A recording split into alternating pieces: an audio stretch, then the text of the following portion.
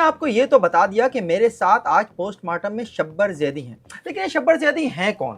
میں ان کا کیا تعارف کراؤں، میری یہ سمجھ میں نہیں آ رہا۔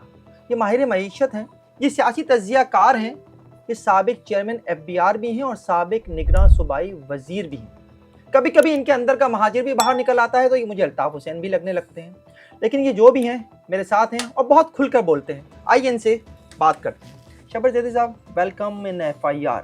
سب سے پہلے تو میں آپ سے یہ جاننا چاہوں گا کہ یہ آپ کے اندر کا جو مہاجر ہے، یہ جو یہ باتیں کرتا ہے کہ یہ شہر تیسری ہجرت کر رہا ہے، شہر کے لوگ جو ہیں ایک اور ہجرت کر رہے ہیں، کیوں یہ باتیں کرتے ہیں؟ میں نے اس کے علاوہ ایک اور چیز جس کا میں نام کہتا ہوں کبھی نہیں ہوا مگر ہم اس کی طرف آگے بڑھ رہے ہیں، جس کا نام ہے اکنامک جینوسائڈ۔ یس، دیکھا، اچھا دوسری میں اس کو ایکسپلین کر دیتا ہوں۔ میری جو والد صاحب والی سائڈ ہے وہ لوگ ہیں جو کہ انڈیا سے مائیگریٹ کر کے 47 میں یہاں آئے تھے، اور ہم وہ لوگ ہیں جو کسی مطلب فسادات کی وجہ سے آئے، اور ہم نے سب کچھ وہاں پہ چھوڑ کے یہاں آ گئے، اور یہاں آ کر بغیر کسی مدد کے، مطلب آئی وڈ سے کہ کسی گورنمنٹ سپورٹ کے، بغیر کسی سیاسی سپورٹ کے اپنے آپ کو اسٹیبلش کیا، اور اس حد تک اسٹیبلش کیا کہ مطلب کہ تمام ہمارے جو میرے 70% جو رشتہ دار ہیں وہ باہر کے ملکوں میں بڑی اچھی پوسٹوں پر پوسٹ، مگر ہم یہ سمجھتے ہیں کہ کراچی شہر کے ساتھ سوتیلا سلوک کیا گیا، اس وجہ سے کیا گیا کہ کراچی شہر کی سیاست کبھی نیشنل سیاست سے مرج نہیں ہوئی۔ ہمیشہ کراچی شہر مختلف چلتا رہا نیشنل سیاست سے، اور پھر میں یہ سمجھتا ہوں اس کے بعد اگلا اسٹیج میں سمجھتا ہوں کہ کچھ ایسی پالیسیاں لائی گئیں اس ملک میں جس میں کوشش کی گئی کہ کراچی کی کاسٹ پر باقی شہروں کو ڈیولپ کیا جائے۔ تو کراچی کو ہم تو ہمیشہ سنتے آ رہے ہیں 70 سال سے کہ جی کراچی معاشی شہر ہے، آپ اس شہر کو کاٹے بھی جا رہے ہیں، آپ کو اس سے فائدہ بھی چاہیے، تو یہ ہے کیا؟ نہیں دیکھیں نا، بات یہ ہے نا کہ بات کاٹے اس لیے جا رہے ہیں نا کہ بات یہ کہ جب آپ نے کیپٹل ٹرانسفر کر دیا تو آپ یہ چاہتے ہیں کہ یہاں سے پیسے جو قائد اعظم نے طے کیا تھا کیپٹل کراچی کو، یس یہ کہہ رہا ہوں، آپ نے ٹرانسفر کر دیا نا۔ میں آج بھی کہتا ہوں کہ اگر کراچی کا کیپٹل ٹرانسفر نہیں ہوتا تو کبھی ایسٹ پاکستان بنگلہ دیش نہیں بنتا۔ اتنی بڑی بات جی، یونائٹنگ فیکٹر تھا یہ۔ بنیاد یہ ہے نا کہ کراچی جو تھا وہ کاسموپولیٹن سٹی تھا، ٹھیک ہے، اس میں کوئی پرٹیکولر لینگویج، پرٹیکولر لوگ نہیں رہتے تھے، ٹھیک ہے، تو Bengalis were very comfortable in Karachi, they were not as comfortable in Islamabad. اور آپ کو یاد ہے کہ مجیب الرحمان ان کی پارٹی کا یہ بیان تھا کہ مجھے اسلام آباد کی عمارتوں سے پٹسن کی بو آتی ہے، یاد ہے آپ سنیں؟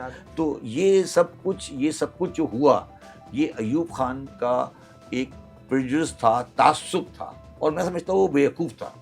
مطلب میرے حساب سے اگر میں پاکستان کی لارجر کانٹیکس میں دیکھوں اکنامکس میں تو وہ ایک بیوقوف آدمی تھا جس نے یہ کیا، اور میں آج آپ کو یہ پریڈکٹ کر رہا ہوں کہ پورا نہیں مگر معاشی کیپٹل واپس کراچی آئے گا، کراچی دوبارہ معاشی کیپٹل ہوگا اس ملک کا، اور اس کے بعد آپ سمجھتے ہیں کراچی ترقی بھی کرے گا؟ نہیں دیکھیں، بات یہ ہے کہ جب ایک دفعہ آپ سوتیلا سلوک ختم کر دیں گے، آپ مجھے بتائیں نا اسٹیٹ بینک کراچی میں کیوں ہے؟ بتائیں نا، آپ نہیں لے جا سکتے یہاں سے؟ کیا نہیں، کیوں نہیں لے جا سکتے؟ آپ بتائیں۔ نہیں، میں یہی عرض کر رہا ہوں نا کہ کراچی کی ایک معاشی امپورٹنس تھی نا، جبھی تو اسٹیٹ بینک کراچی میں ہے نا۔ ٹھیک ہے، آپ اسٹیٹ بینک اسلام آباد میں لے کے جائیں، تو پورٹ بھی لے جانا چاہتے ہیں، لے جا نہیں پاتے، پورٹ بھی لے جانا نہیں چاہتے، دیکھیں نا۔ تو میں یہ کہہ رہا ہوں کہ کراچی کو آپ نے، اچھا اب جو چیز ہمیں سمجھ نہیں آ رہی اور جو ہمیں بڑی غور سے سمجھنی چاہیے کہ جو لوگ یہ سمجھتے ہیں کہ گوادر کراچی کو ریپلیس کر لے گا وہ ڈفر ہے۔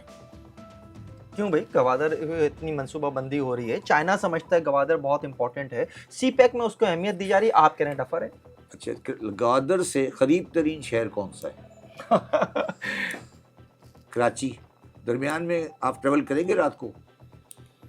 نہیں، اگر سیکورٹی ہوگی تو کر بھی لیں گے۔ ارے آج نہیں، سیکورٹی کب تک ہو جائے گی؟ لا اینڈ آرڈر تو امپورٹنٹ ہوتا ہے کسی نہیں، کب تک ہو جائے گی؟ نہیں، مجھے اندازہ کہ کوئی ہو جائے گی، کیونکہ اتنے بلوچستان تو اس وقت ایک برننگ ایشو ہے۔ تو پھر آپ 300 میل کی سیکورٹی کیسے دیں گے؟ مجھے بتائیے ذرا۔ دیکھیں ٹرانس شپمنٹ کی پورٹ بنے گی گوادر. ٹرانس شپمنٹ ہوتی ہے کہ آپ باہر سے آیا, وہاں پورٹ میں ویٹ کیا, آگے چلا گیا. گوادر کو ہمیں ٹرانس شپمنٹ پورٹ بنانا چاہیے.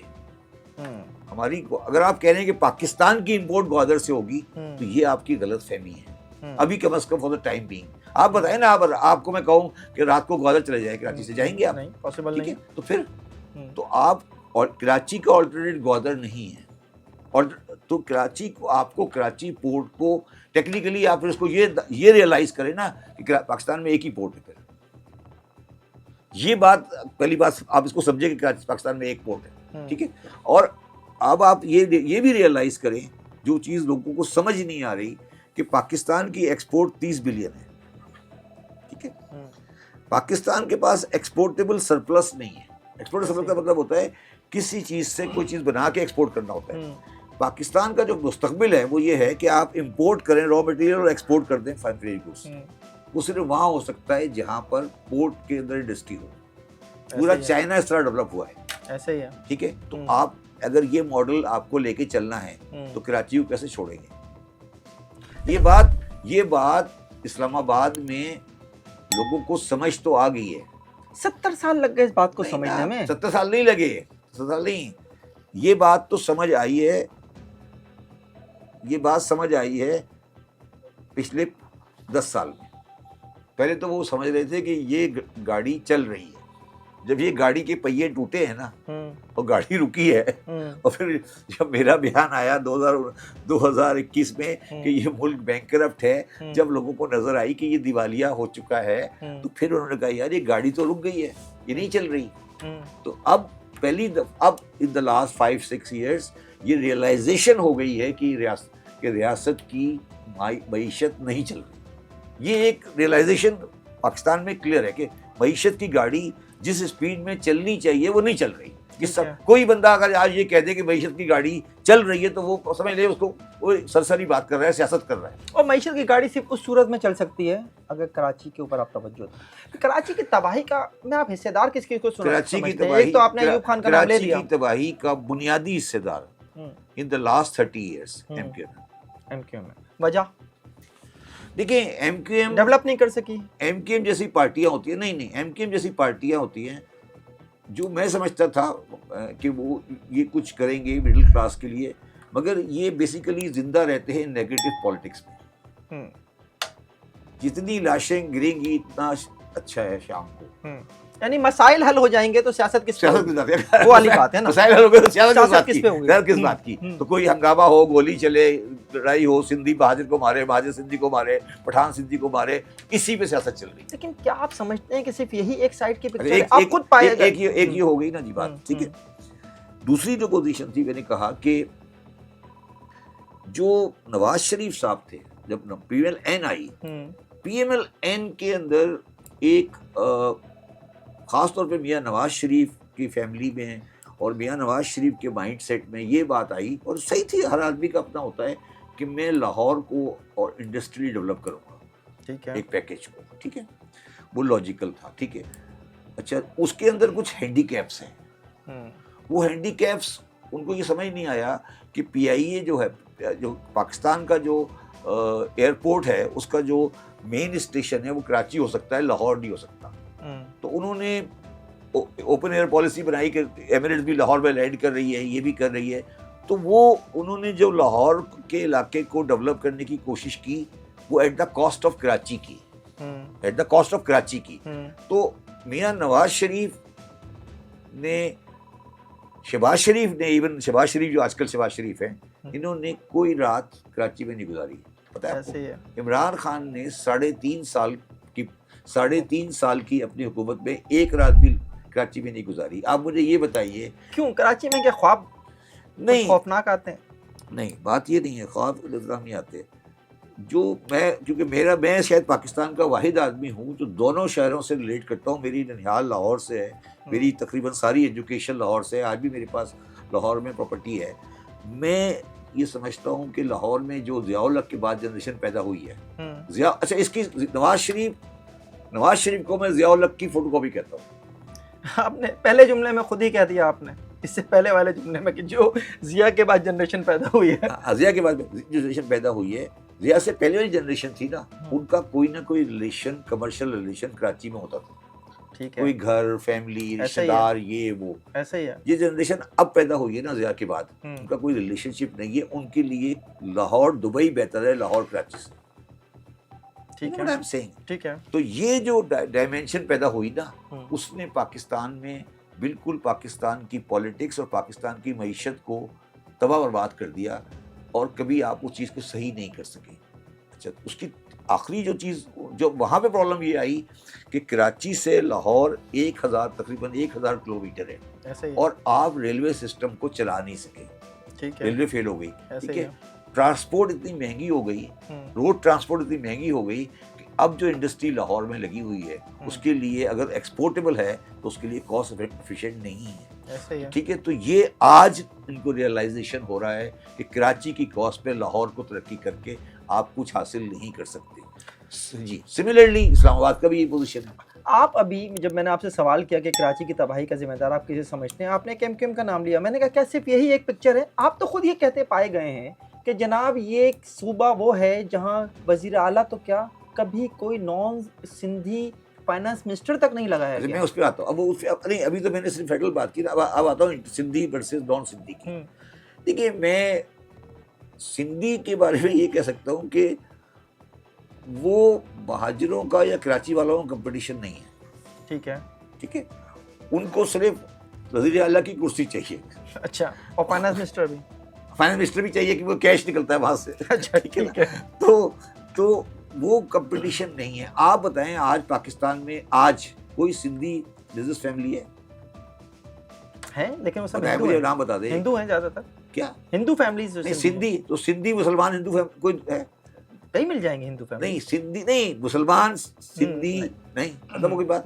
کوئی مسلمان سندھی کی بڑا کاروبار ہے؟ کیوں نہیں ہے ایسا؟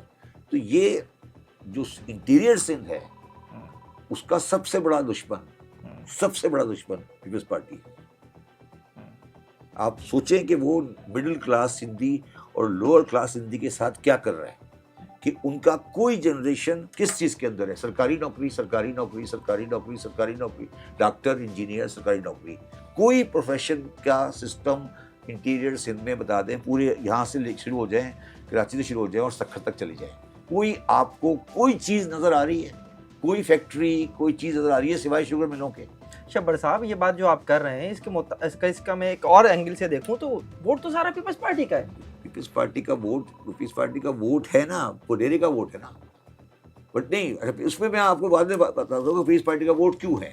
پیپلز پارٹی کا ووٹ اس لیے ہے کہ نواز شریف اور عمران خان اور پاکستان میں ایک بالکل پلان کے تحت آپ نے سیاست کو ریسٹرکٹ کر دیا ہے صوبائیت کے اندر، صوبوں کے اندر.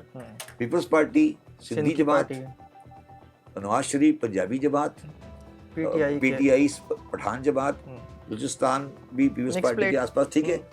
اب پوری کوشش ہے اس وقت، گورنمنٹ پوری کوشش ہے لوگوں کی کہ عمران خان کو فرنٹیئر میں لمٹ کر کے پنجاب خالی کرا لیں. سمجھے نا میری بات؟ تو پاکستان میں نیشنل پالیٹکس کہاں ہے مجھے بتائیے.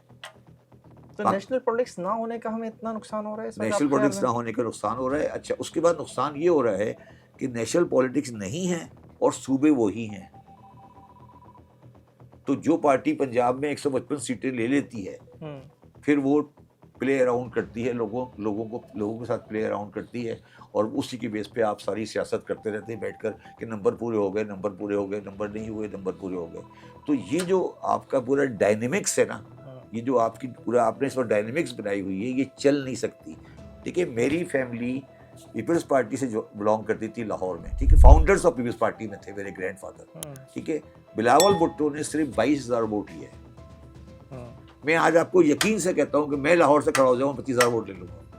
3,000 بلاول سے زیادہ ہی لے لوں گا. اس لیے لے لوں گا کہ بلاول، آپ سوچیں نا کہ بلاول کو 25,000 ووٹ ملا in spite of everything they wanted to do. صرف 22,000 ووٹ ملا ہے بلاول کو لاہور سے. زرداری صاحب پاکستان کا وہ آدمی ہے، اس کو لوگ کہتے ہیں وہ کامیاب سیاستدان. میں ہمیشہ لوگوں کو کہتا ہوں اس سے زیادہ ناکام سیاستدان کوئی نہیں ہے. کس بنیاد پہ آپ یہ بات اس کرتے بنیاد پہ میں کہہ رہا ہوں، میں پنجاب سے بلانگ کرتا ہوں، میں نے ساری زندگی وہاں گزاری، جوانی کی، ہر چھوٹے بڑے گاؤں قصبے میں پیپلز پارٹی کا بیس تھا.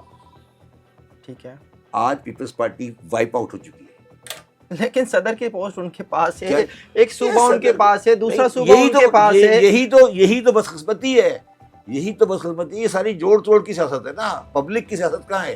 آپ بتا دیں نا کہ آپ پبلک کی بتائیں. سیاست کسے چاہیے؟ شروع میں ہم بات کر چکے، مسائل حل ہو گئے تو سیاست کس پہ میں آپ ہوگی؟ کو یہ عرض کر رہا ہوں نا، پیپلز پارٹی تو دیکھیں، پیپلز پارٹی کو جو مرضی آپ کہیں، قومی پارٹی تھی نا، ٹھیک نا. آج بھی بالکل، چاروں کمپیریٹیولی صوبوں کی زنجیر بے نظیر کا نعرہ لگتا تھا. کمپیریٹیولی آج بھی بہتر پارٹی ہے نا. ٹھیک ہے، اس پارٹی کا پنجاب کا بیس کیسے اروڈ ہو گیا؟ اب زرداری صاحب سمجھتے ہیں کہ وہ یوسف رضا گیلانی کے تھرو یا مخدوم احمد کے تھرو لے آئیں گے. نو کوشچن. لاہور شہر میں وہ اپنا کونسلر بھی الیکٹ نہیں کر سکتے. یہ ہے نا ٹیسٹ. صدر الیکٹ ہو جاتا ہے کافی نہیں ہے؟ صدر الیکٹ یار، صدر تو فضل الرحمان صاحب بھی کسی طرح ہو جائے گی. کیا بات کر رہے ہیں آپ؟ اچھا، آپ مجھے ایک بات بتائیں، میں آپ کو ایک بڑی انٹرسٹنگ بات بتاؤں. ابھی آپ نے دیکھا ہے ختم نبوت کا بہت بڑا جلسہ ہوا لاہور میں، ٹھیک ہے، بڑا جلسہ ہوا مینار پاکستان.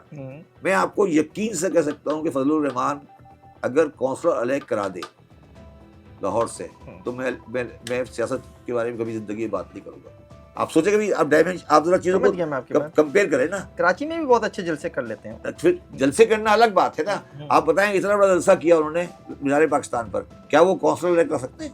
ان کا پچھلے 40 سال سے پورے پنجاب میں ایک آدمی کبھی آگے نہیں جیتا. کیوں نہیں جیتا؟ کیوں نہیں جیتا؟ بتائیں مجھے، کیوں نہیں جیتا جماعت اسلامی کا آدمی پنجاب میں؟ یہ میں آپ کو سمجھا سکتا ہوں کہ کیوں نہیں جیتا. آپ بتائیں، اتنا بڑا جلسہ کیا ابھی ختم نبوت کے اوپر، لاکھوں آدمی آیا، کونسلر الیکٹ نہیں کر سکتے. کیا وجہ ہے؟ اس کی وجہ یہ ہے کہ پنجاب کی مائنڈ سیٹ اور انٹیریئر سندھ کی مائنڈ سیٹ کبھی زندگی میں کسی مذہبی جماعت کو ایکسیپٹ نہیں کر سکتی. بتا دیتا ہوں اور آگے بتاؤں اس کو. جو فضل الرحمان صاحب ہیں، ان کے سوچ میں، ان کے مسلک میں، ان کے طریقے میں عورت کے سر پہ دوپٹہ ہے. پنجاب میں دیہات میں عورت کے پاس تو کپڑے بھی نہیں ہے، پوری قمیض بھی، وہ بیچاری کپاس چن رہی ہے.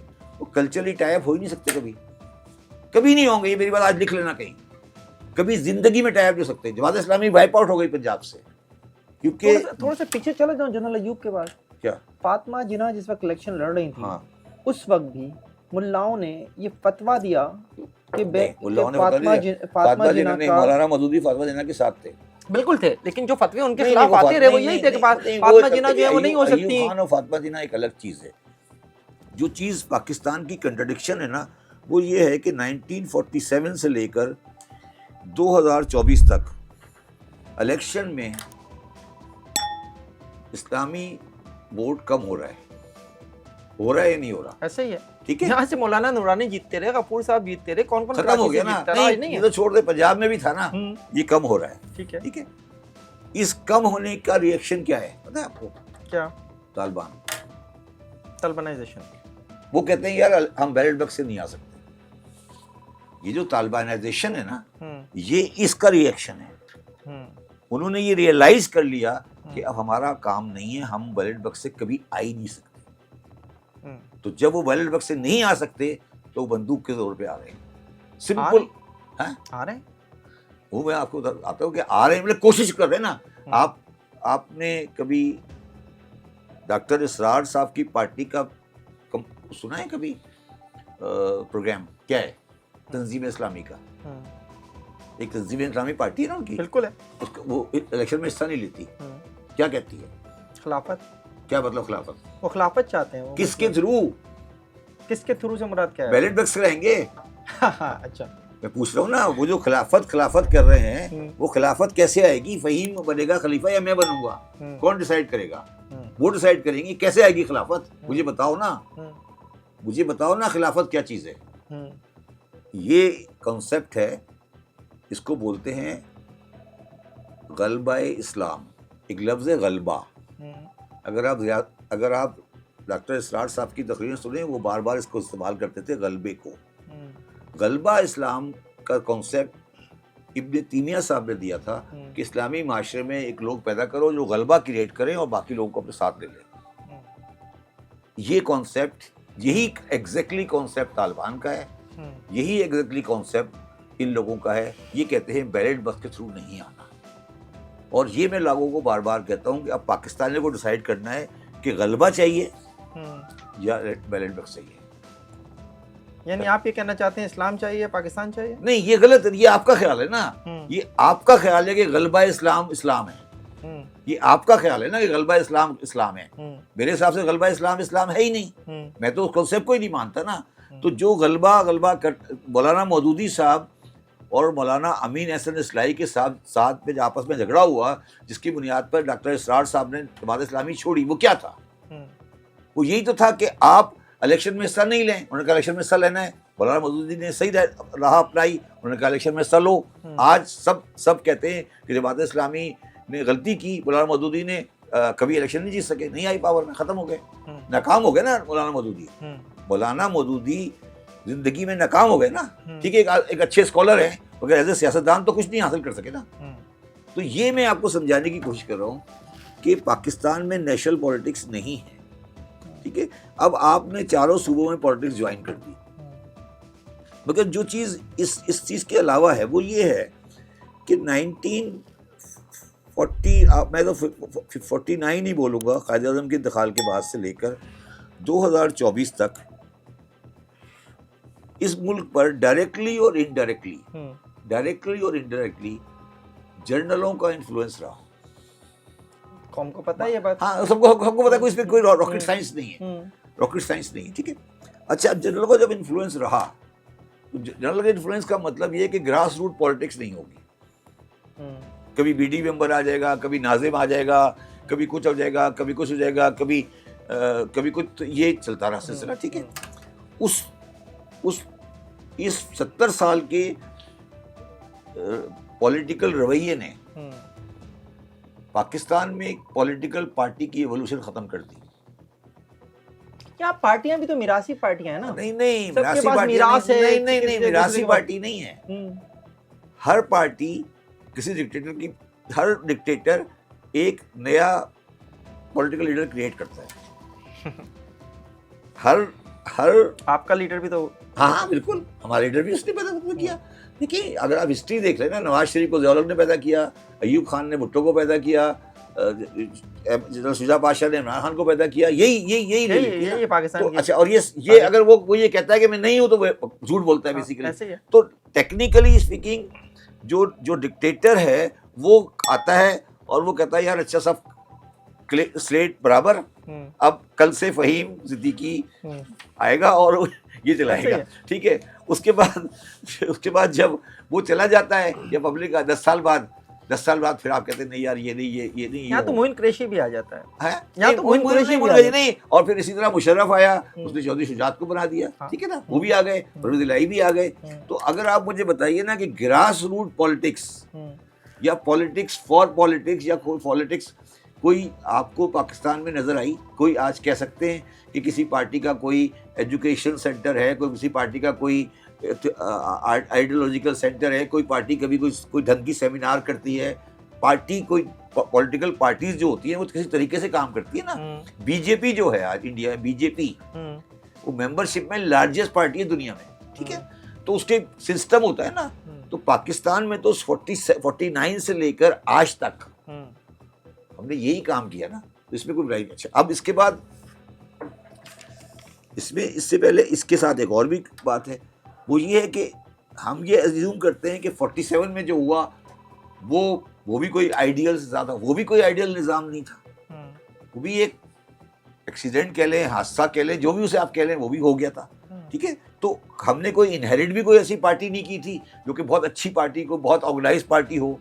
ٹھیک ہے نا، چودھری خلیق الزماں صاحب آئے انڈیا سے اور وہ یہ کہہ کے آئے کہ میں جا کے دیکھتا ہوں کہ انڈیا کے مہاجروں کا کیا بنے گا. پاکستان وہ آئے تھے یہ دیکھنے کے لیے کہ پاکستان میں جو مہاجر ہیں ان کے حالات کیا ہیں. واپس جانا تھا انہیں، واپس ہی نہیں گئے، کبھی یہیں رہ گئے. تو ہسٹری تو اگر آپ ہسٹری دیکھیں اپنی، تو آپ کی ہسٹری تو کسی لحاظ سے بھی ایڈمائریبل نہیں ہے نا. تو اب اگر آج ہم رو رہے ہیں کہ یہ پرابلم ہے، وہ پرابلم ہے، یہ پرابلم ہے، تو کوئی ایسی مجھے تو کوئی ایسی خاص پریشانی کی بات تو نہیں آتی. میں واپس کراچی پہ آتا ہوں ذرا ہاں. آپ سے. کراچی میں جو کچھ ہوا یا آج جو کراچی کا حال ہے، آپ کہیں یہ بھی کہتے پائے گئے، میں نے کہیں سنا کہ کراچی سے جو حسد کرنے والے ہیں وہ صرف پاکستان میں نہیں ہے، پاکستان سے باہر بھی ہیں. تو کیا اس میں نہیں، کوئی حسد عالمی نہیں. سازش ہے؟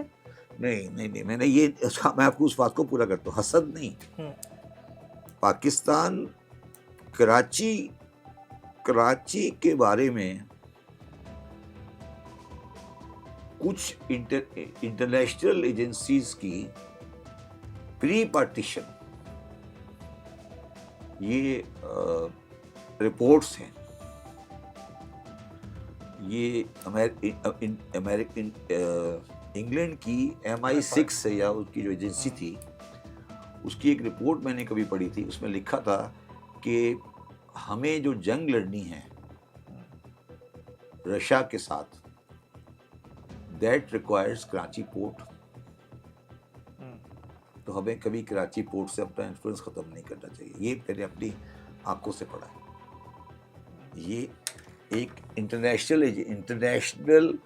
انٹیلیجنس ایجنسی کی رپورٹ ہے 1942 یا 43 کی، بلکہ شاید اس سے پہلے کی. اس نے کہا کہ جب ہم رشیا سے جنگ لڑیں گے اور ہماری رشیا سے جنگ ہوگی، افغانستان سے جنگ ہوگی، تو اس کی جو سپلائی لائن ہے وہ کراچی ہے. تو کراچی پہ ہمیشہ ہمارا کنٹرول رہنا چاہیے. اور یہ one of the reason of creation of Pakistan ہے. One of the reason of creation of Pakistan ہے. Yes because you can say that. Because جو کانگریس تھی نا وہ اینٹی انگلش تھی. دیکھو تم ڈائنامکس کو سمجھو. یہ رشین امپائر تھی نا، رشین امپائر کا انڈیا کے ساتھ جھگڑا تھا. اور وہ ہمیشہ سے یہ کہتے تھے کہ رشینز جو ہیں، زار روس جو ہے وہ ہاٹ واٹر کی طرف آئے گا. ہاٹ واٹر کی طرف آیا. ٹھیک ہے، آیا. اور وہ 79 میں آیا. ٹھیک ہے. اور یہ جنگ انڈو افغان وار پہلے بھی ہوتی رہی. ٹھیک ہے. تو یہ جو NWFP ہے یہ ساری اسی کی تھی. ایسے ہی ہے. تو یہ جو انڈیا تھا، انڈیا جسے کہتے ہیں سب کانٹیننٹ تھا، اس میں جو پارٹی تھی وہ کانگریس تھی اور ایک مسلم لیگ تھی. ٹھیک ہے. جو کانگریس پارٹی تھی it was tilted toward Russia. وہ سوشلسٹ تھے. ٹھیک ہے. تو امریکنز یا ویسٹرن کبھی افورڈ نہیں کر سکتے تھے کہ وہ اپنی کولڈ وار والی اسٹریٹجی چینج کریں. تو انہوں نے یہ پٹی کریٹ کی جس میں آج میں اور آپ بیٹھے، اور اس کا پورٹ کراچی تھا اور وہ آج بھی ہے اور ہوا. اور وہ ان کی بات غلط نہیں تھی. 79 میں وہی ہوا جو انہوں نے کہا کہ 79 میں وہ آئے اور ہم نے کراچی کے تھرو فورسز بھجوائیں اور انہوں نے جنگ کی. جیسی اچھا لڑائی جو بھی ہوا، جو ان کی پریڈکشن تھی وہ پوری ہوئی. آج بھی ہو رہی ہے. تو یہ جو کراچی کی جو پوزیشن ہے نا، کراچی کی جو پوزیشن ہے وہ 1940s کے ساتھ وہی ہے جو آج بھی تھی. ٹھیک ہے. تیسری بات یہ ہے سر کہ 1948 میں 47-48 میں 2 کنٹریاں بنی، ایک اسرائیل ایک پاکستان. ٹھیک ہے. دونوں کی بنیاد مذہب. ایسے ہی ہے. دونوں دونوں کے اندر 1 کروڑ آدمی لا کے بسایا گیا. ٹھیک ہے. تو دونوں کی تو 1 کروڑ حال تو بہت فرق ہے. نہیں نا، کیا فرق ہے؟ وہ کہاں ترقی کی دنیا. نہیں ترقی کی بات چھوڑ دو، مسئلہ تو کریٹ کر دیا نا آپ نے. آپ ٹرائی ٹو انڈرسٹینڈ یار. اچھا چلیں. آپ نے 1 کروڑ آدمی یا 70-80 لاکھ آدمی سندھ میں لا کے بسا دیا نا. ایسا ہی ہے. ٹھیک ہے. اب 70-80 لاکھ آدمی کو جب آپ ایک جگہ لا کے بسا رہے ہو تو جو ایگزسٹنگ والے کے لیے پرابلم آئے گی نا. ہمیں یہ ماننا چاہیے نا. ہم ٹھیک ہے ماننا چاہیے. بینگ اے مہاجر ہمیں یہ ایکسیپٹ کرنا چاہیے. میں بینگ اے مہاجر یہ ایکسیپٹ کرتا ہوں کہ ہم نے انٹیریئر سندھ والوں کے ساتھ کراچی میں زیادتی کی ہے. ٹھیک ہے. میں کراچی کا رہنے والا ہوں. میں نے ناز آباد، لیاقت آباد، گولی مار میں بے شمار سندھی گوٹ وائپ آؤٹ ہوتے دیکھے. ٹھیک ہے. دیکھے نا آپ نے بھی. ٹھیک ہے. ایسے ہی ہے. یہ اچھا ہے؟ نہیں غلط ہے نا. تو یہ بھی تو کسی نے لا کے 1 کروڑ مہاجر بٹھایا نا یہاں پر. 1 کروڑ مہاجر اٹھا اور یہاں آ کے بیٹھ گیا. 1 کروڑ لگا لے چھوڑ دے 70 لاکھ آ گیا. تو یہ جو تھی نا جو اسرائیل اور پاکستان، یہ دونوں انٹرنیشنل انوائرمنٹ میں ڈسرپشن ہے. ٹھیک ہے. اور ڈسرپشن کو ایکسیپٹیبلٹی میں ٹائم لگتا ہے. ڈسرپشن ہے نا, اتنا ٹھیک ہے. مضبوط ہے اسرائیل, اتنا امریکن پیچھے کھڑے ہیں, پھر بھی آج آدھا دنیا ایکسیپٹ کرنے کو, ایسے ہی ہے, بالکل آج ایسے ہی. دنیا ایکسیپٹ کرنے کو تیار نہیں ہے, ٹھیک ہے نا. اتنا پاکستان آج بھی پنگے بازی پہ لگا ہوا ہے, کیونکہ ایک بہت بڑی ڈسرپشن تھی. آپ یہ تو مانیں گے نا کہ انٹیریئر سندھ والوں کو یہ شکایت تو جائز ہے نا کہ آپ نے بندے لا کے بٹھا دیے, 1 کروڑ آدمی بیٹھا, 80 لاکھ آدمی بیٹھ گیا کراچی میں آ کر, غلط یا صحیح جیسے بھی آ کے بیٹھ گیا, جو آؤٹ سائڈ سے آیا, ان کی نہ زبان ملتی تھی, نہ کلچر ملتا تھا, کوئی چیز نہیں ملتی تھی, ٹھیک ہے, ان کو لا کے آپ نے بٹھا دیا. تو یہ پرابلم کا اسٹارٹ تھا, اور اس کو ہم نے دونوں سائڈ نے صحیح طرح سے ہینڈل بھی نہیں کیا. اور پھر آج اس کی وجہ سے آج پوزیشن یہ آ گئی کہ اب کیونکہ ان کے پاس میجورٹی ہے, تو وہ ان کو, میں نے شاید آپ نے میری ایک بات سنی ہو, اگر آج مراد علی شاہ کراچی کی سڑکوں کو سونے کا بنا دے, پھر بھی وہ گولی مار سلیکشن نہیں جی سکتا. ایسے ہی ریختہ باز سے جی سکتا ہے, نہیں ہے, ٹھیک ہے, کچھ بھی کر لے, ایسے ٹھیک ہی ہے. سملرلی میں جا کر لڑکا سلیکشن لڑوں, میں نہیں جی سکتا. ایسے ہی. تو آپ مجھے بتائیں, اگر میں پولیٹیکل ورکر ہوں اور میں پالیٹکس کرتا ہوں, تو مجھے کیا تکلیف ہے کہ لیاقت آباد کا برج بناؤں؟ مجھے بتائیں نا, مجھے کیا تکلیف ہے؟ پھر مسئلے کا حل کیا ہے کراچی کے؟ نہیں, مسئلے کا حل دیکھیے, مسئلے کا حل تو, مسائل تو سب بتاتے ہیں, آج آپ حل بتا دیں کراچی کے مسئلے کا. دیکھیے, جب صوبے بنیں گے نا, صوبے بنیں گے, صوبے تو بن رہے ہیں نا, دیکھیے صوبے تو بن رہے ہیں, صوبے تو بن رہے ہیں سر. کراچی صوبہ ہوگا, آئین ترمیم ہوگی. نہیں, آئین کی ترمیم اگر آپ 1 گھنٹے میں ترمیم کر سکتے ہیں تو صوبے آئین کی ترمیم اس کا بھی بات ہوگی. نہیں, تو آئین کی ترمیم نہیں ہو سکتی. نہیں, تو آئین ترمیم یہ کہیں, تو صوبے بنانے کی جو آپ نے شک ڈالی ہے نا, اس میں یہ لکھا ہے نا کہ صوبائی اسمبلی کا 75% بنائے, تو وہ چینج بھی ہو سکتی ہے. کہاں اس کو چینج کر سکتے ہیں, کہاں لکھا ہے کہ نہیں کر سکتے, ٹھیک ہے نا. تو میں یہ کہہ رہا ہوں کہ صوبے, میرا ذاتی ویو ہے, میں آپ کو بالکل فرینکلی کہہ رہا ہوں, for the sake of integrity of the Sindh province, آپ اگر نیا صوبہ بناتے بھی ہیں تو اس کو ڈیوائڈ کریں ساؤتھ اور نارتھ سندھ میں, نہ کہ آپ لنگوسٹک بنائیں. Okay, it's a good point. میں نہیں چاہتا کہ لنگوسٹک پہ لڑائی جھگڑا ہو, ٹھیک ہے نا. اور وہ خود بخود لنگوسٹک بن جائے گا, اس لیے لنگوسٹک بن جائے گا کہ اس کے اندر وہیپو خاص, حیدرآباد اور کراچی آ جائے گا. تو آپ کہاں تک چاہتے ہیں, سکھر تک چاہتے ہیں؟ نواب شاہ تک آپ چاہتے ہیں کہ ایک صوبہ ہو. 23 پیرالل. اوکے, تو یہ مسئلے کا حل ہو جائے گا, کراچی کا مسئلہ حل ہو جائے گا. انٹیریئر سندھ میں دیکھیں, میری بات سمجھیں, پھر وہ تھوڑا جذباتی والی بات ہے. انٹیریئر سندھ جو ہے نا, سندھ, اگر آپ تاریخ انٹیریئر کا لفظ جو ہے تو پیپلز پارٹی کو بہت برا لگتا ہے. نہیں, سندھ کو اگر آپ تاریخ پڑھیں نا, تو سدرن سندھ, ٹھٹا, بدین, جو سدرن سندھ ہے, یہ سندھ کا ایک پارٹ ہے جس کا نام لاڑ ہے. ٹھیک ہے, لاڑ ہے, لاڑ, LARR, ٹھیک ہے. ٹھیک ہے. لاڑ اور ناردرن سندھ کی بالکل الگ الگ کلچر ہے, الگ الگ نیچر ہے. ٹھیک ہے, آپ لاڑ کو الگ کر دیں, صدرن سندھ کو الگ کر دیں, لاڑ کو الگ کر دیں.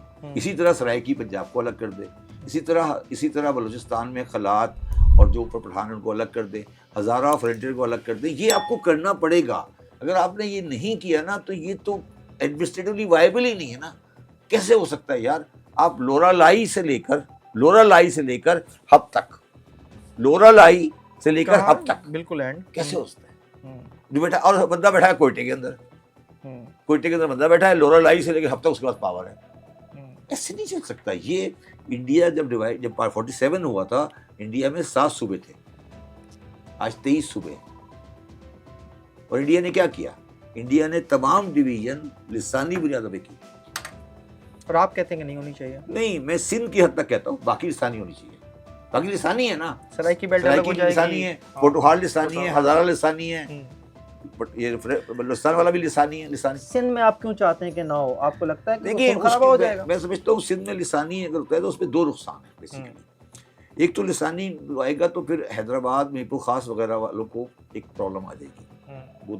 اور دوسری بات ہے کہ اس کو سینسٹیوٹی بہت زیادہ ہے اس کے اندر. میں نہیں چاہوں گا کہ ایک دم سے کوئی یہ چیز ولیٹائل ہو جائے. اور مگر یہ کہ اگر لسانی ہوتا ہے تو اس میں کوئی حرج نہیں ہے. مگر کراچی, مگر میں یہاں ایک اور بات کہنا چاہتا ہوں, یہ ہم نے کیسے ایزیوم کر لیا کہ کراچی اردو اسپیکنگ کا شہر ہے. کراچی تو پٹھانوں کا شہر ہے اس وقت اس شہر میں آج پشاور سے زیادہ پٹھان رہتا ہے. آپ کا ایک پوڈ کاسٹ میں سن رہا تھا، اس میں آپ نے کہا کہ کراچی کے انٹری اور ایگزٹ پوائنٹ پر جو پٹھان آبادیاں ہیں جی وہ بھی آپ کو سازش لگتی ہیں؟ 100%. کیوں؟ دیکھیے میں نے کہا نا کہ جب آپ ایک یہ بیٹر ہے نا، یہ بیٹر یہ کاغذ ابھی آپ نے ڈیسائیڈ نہیں کیا کہ اس کا کیا کرنا ہے. کبھی آپ یہاں کر دیتے، کبھی آپ یہاں کر دیتے، کبھی یہاں کر دیتے، کبھی یہاں کر دیتے. کراچی وہ سبجیکٹ ہے میرے حساب سے انٹرنیشنل اور نیشنل پالیٹکس میں جو ڈیسائیڈ نہیں ہو پا رہا ہے کہ اس کا کرنا کیا ہے. تو اس کا کیا تعلق ہے انٹری اور ایگزٹ پوائنٹ پر پٹھان آبادیوں سے؟ اس لیے اس کا تعلق یہ ہے کہ جو لوکل لوگ ہیں یہ اگر کبھی لڑائی جھگڑا کچھ لمبا فسادات ہوتا ہے تو وہ ایک سمجھ لیں آپ جسے کہتے ہیں نا ایک چیک پوائنٹ ہے. یہ پٹھان آبادیاں جو ہیں.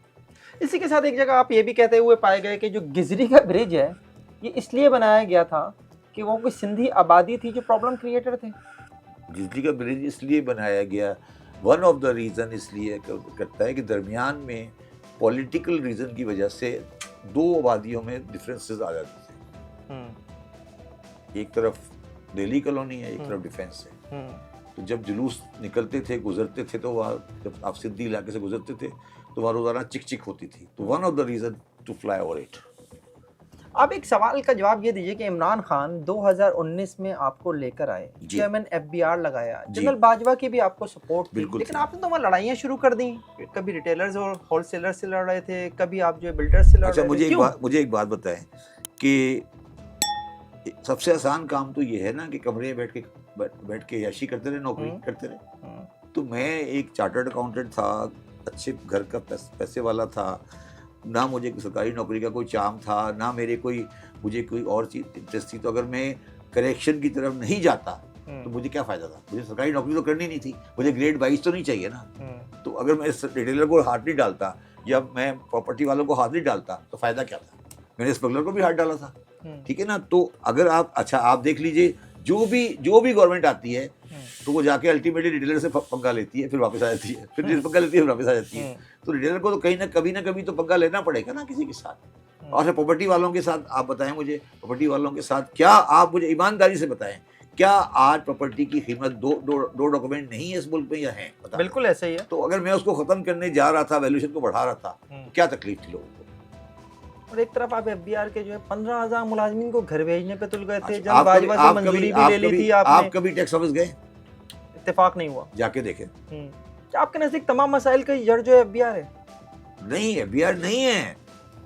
جو FBR میں 18,000 آدمی ہیں نا، 18,000 آدمی میں سے بہت اچھے لوگ بھی ہیں، مگر 18,000 آدمی میں سے میرے حساب سے بہت بڑی تعداد جو ہے جو صبح آتی ہے دفتر، وہ صبح یہ کرنے نہیں آتی کہ مجھے پاکستان کے لیے ٹیکس کلیکٹ کرنا ہے. وہ صبح یہ کرنے آتی ہے کہ شام تک میری جیب میں کتنے پیسے آئیں گے. اچھا اس کی اب ضرورت بھی نہیں ہے. میں مثال دیتا ہوں آپ کو. پہلے زمانے میں جو FBR کا نوٹس ہوتا تھا، نوٹس وہ جاتا تھا بائی ہینڈ. ٹھیک ہے. اب سارے نوٹس ہو گئے IT والے. ٹھیک ہے. تو نوٹس سرور کیوں رکھا ہوا ہے؟ نکال دیں اسے. نکالے نہیں، گھر بھیج دیں کہ بھائی تو گھر بیٹھ. اب وہ کیا کر رہا ہے؟ اب وہ یہ کر رہا ہے کہ دفتر آتا ہے، دفتر آ کر بیٹھ جاتا ہے دفتر کے اندر باہر بینچ پہ. اور فہیم آتا ہے نا تو فہیم کو کہتا ہے یار، اچھا کیونکہ تعلقات ہیں اندر، تو فہیم کو وہ کہتا ہے یار تمہارا کام میں کرا دیتا ہوں، مجھے 200 ایجنٹ بنا ہوا ہے آپ کے نزدیک.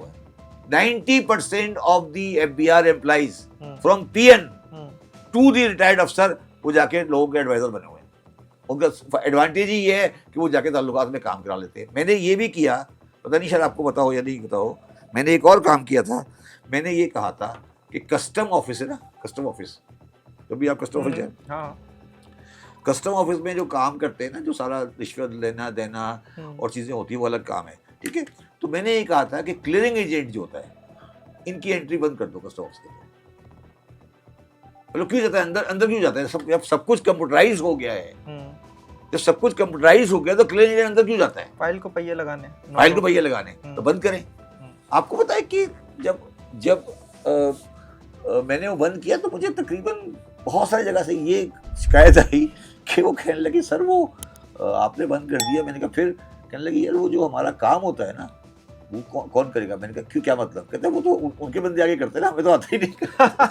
یعنی جو کلیئرنگ ایجنٹ ہے وہ خود آ کے جو ان کے سسٹم میں بیٹھ کے اپنا کام، چلیں یہ ہو سکتا ہے مذاق کی بھی بات ہو، لیکن ایک بات بھی بتائیں، آپ چیئرمین FBR تھے، آپ کو کام کرنے سے روکا گیا، آپ باجوہ صاحب کی بھی ایک طرح سے منظور نظر تھے عمران کے ساتھ ساتھ، جنرل فیض بھی اس وقت پوزیشن میں تھے، انہوں نے بھی آپ کی راہ میں اور روڈ اٹکائے؟ فیض نہیں، فیض صاحب سے میرا اتفاق سے کبھی میرا فیض صاحب سے 1 to 1 ملاقات کسی کام کے بارے میں نہیں ہوئی، مطلب FBR کے دوران.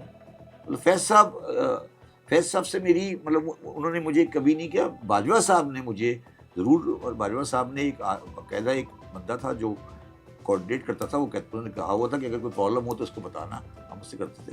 میرا فیض صاحب سے کوئی تھا، مطلب یہ نہیں ہے بالکل تھا تعلق نہیں تھا، مگر ایک آدھ میٹر میں کبھی کبھی ہوگا. مگر باجوہ صاحب سے تو میری میٹنگ تقریباً 15-20 دن بعد ہوا کرتی تھی. جب آپ چھوڑ رہے تھے یا چھوڑ رہے جس طرح سے جو انداز آپ نے اس دن اختیار کیا چھوڑنے کا، آپ کو روکنے کی کوئی کوشش نہیں ہوئی؟ دیکھیں میں بڑا انٹرسٹنگ، میں آپ کو بات بتاؤں، میں آج یہ سمجھتا ہوں بیسیکلی، اور آپ کے سامنے پبلک ہے، میں نے ٹیکنیکلی عمران خان کے ساتھ زیادتی کی کہ میں نے عمران خان سے یہ نہیں پوچھا کہ میں چھوڑنا چاہتا ہوں. اچھا لوگ یہ سمجھتے ہیں کہ میں نے بیماری کا بہانہ کیا. اچھا میں نے بیماری کا بہانہ نہیں کیا، میں ایکچوئل بیمار ہو گیا. اور بیمار میں کیا ہوا میں آپ کو آج بتاتا ہوں، لوگوں کو پتہ نہیں ہے. میں عمران خان نے میرے ساتھ اچھائی کی یا برائی کی، عمران خان نے مجھے اپنے MS کا گھر پرائم منسٹر ہاؤس کے اندر دے دیا. اچھا عمران خان صاحب پرائم منسٹر ہاؤس میں رہتے تھے، تو میں اس پورے پرائم منسٹر ہاؤس کے کمپاؤنڈ میں اکیلا رہتا تھا، ٹھیک ہے، اور میرے بچے یعنی پرائم منسٹر ہاؤس کا جو واحد مکین تھا وہ شبر زیدی میں تھا. جی اچھا، اور میرے بچے باہر رہتے تھے. تو میری 85 سال کی والدہ اور میری بیوی اور میں رہتے تھے، ٹھیک ہے. اچھا، اور مجھے جب میں اسلام آباد کے اندر جاتا تھا، شہر میں جاتا تھا، تو مطلب اتنا مطلب خراب تو کہہ لیں یا جو کچھ بھی کہہ لیں کہ آپ جس سے بھی ملیں تو کل کو پھر آپ کی مطلب آپ کے بارے میں بات ہو لگی. یار آپ فہیم صاحب سے ملے تھے، فہیم صاحب گھر دیکھے گئے تھے، تو میں نے لوگوں سے ملنا جلنا چھوڑ دیا تھا کہ ملتا رہتا. پھر میں نے اسمگلرز کے خلاف ایک ایکشن لیا، تو اس کے بعد مجھے باجوہ صاحب نے 2 کمانڈو کی جیپیں دی تھی. اور وہ کمانڈو کی جیپوں نے یہ کیا کہ میں جاتا تھا کسی بازار میں پان خریدنے کے لیے، کسی دوا کے لیے، تو پتہ لگا وہ کمانڈو ادھر جا رہا ہے، واپس آ رہا ہے، پھر میں جاتا ہوں. اچھا اس چکر میں، اچھا اس کے بعد جب میں آفس پہنچتا تھا فہیم، شاید ہی کوئی دن ایسا ہو کہ جب میں آفس پہنچتا ہوں تو دفتر میں کوئی 12-13 پرچیاں نہیں پڑی ہوں ان ٹیلی فونز کی جو ٹرانسفر پوسٹنگ کے لیے آتی تھی.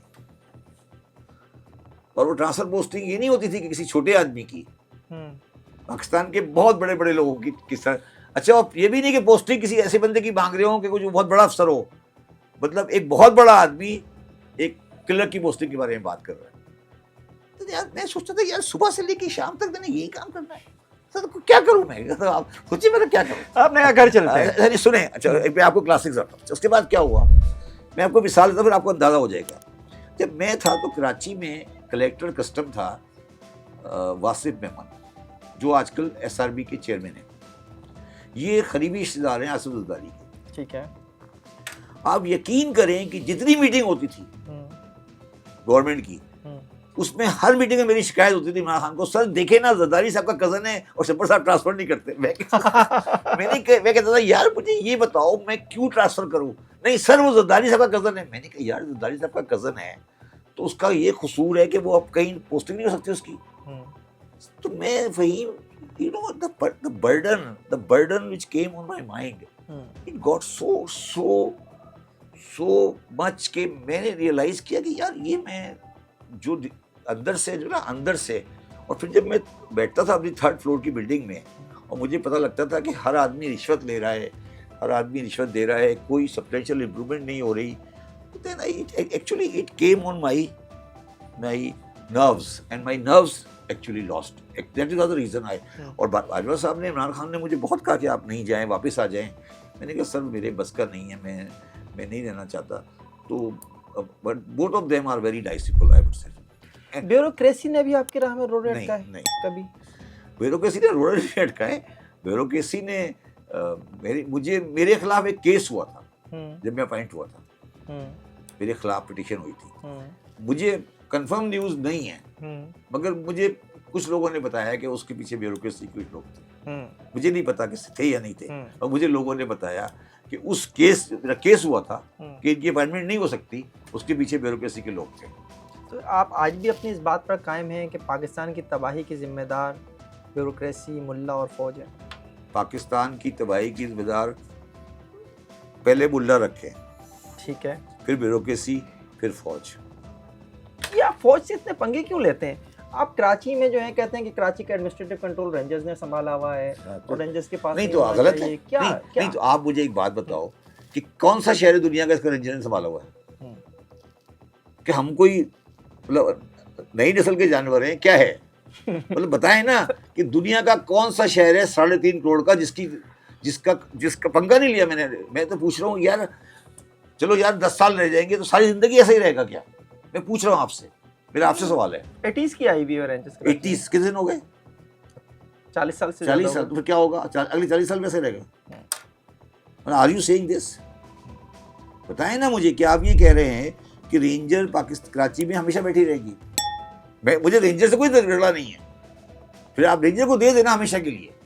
پھر آپ یہ کہیں یار رینجر کی ایک پلاٹون بنا دیں کہ یار آپ بیٹھیں گے، یار ختم ہوگی بات، اللہ اللہ خیر صلی اللہ ختم. یہ مطلب یہ بتائیں نا کہ آخر کیا چیز ہے جو کراچی میں، چلو آپ کیوں بٹھانا چاہتے ہیں رینجر کو کراچی میں؟ مجھے بتاؤ، آپ بتاؤ. امن و امان کے لیے. امن و امان تو اگر رینجر ہٹ جائے گی تو اگر امن و امان تو اس کا مطلب مجبوری ہے. تو امن و امان کا پولیس نہیں کر سکتی؟ پولیس کو آپ نے کبھی بننے ہی نہیں دیا اس قابل، اس کے اوپر کبھی آپ نے اتنا ایکسپینسو نہیں کیا. آپ یہ کہہ رہے کہ وہ ہو اس طرح کی فورس بنتی. امن و امان کبھی صحیح نہیں ہوگا، رینجر ہی بیٹھے گی، پھر فوج کو بلا لو. یہ تو کوئی آنسر نہیں ہے نا کہ رینجر، آپ کہہ رہے رینجر کو ہٹا نہیں سکتے، یہ تو کوئی آنسر نہیں ہے. کیا آپ اپنی اس بات پر بھی قائم ہیں کہ پاکستان کی تباہی کی یا پاکستان کے ان حالات کے ذمہ دار سب سے پہلے اسلام آباد ہے اور پھر دوسرے نمبر پر پنڈی ہے؟ اسلام آباد ہے اور پھر پنڈی ہے دوسرے نمبر پہ. اچھا دیکھیے، اس پہ میں آپ کو بڑی انٹرسٹنگ بات بتاؤں جو لوگوں کو سمجھ نہیں آتی. پاکستان کی تباہی کی ذمہ دار اسلام آباد ہے. ٹھیک ہے.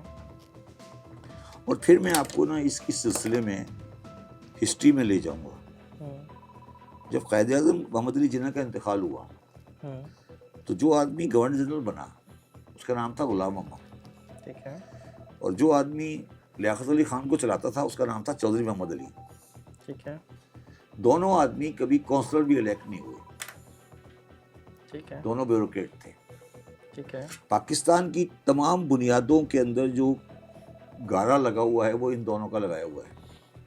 تمام بنیادوں میں تمام چیزیں، ایوری تھنگ. آپ مجھے ساتھ ابھی 10 سال کا، ابھی یہاں 10 گھنٹے کا پروگرام کرو، 10 گھنٹے تک میں ثابت کر سکتا ہوں کہ یہ دو آدمی پاکستان کی آج کی تمام بنیادوں، تمام خرابیوں کی بنیاد ہے.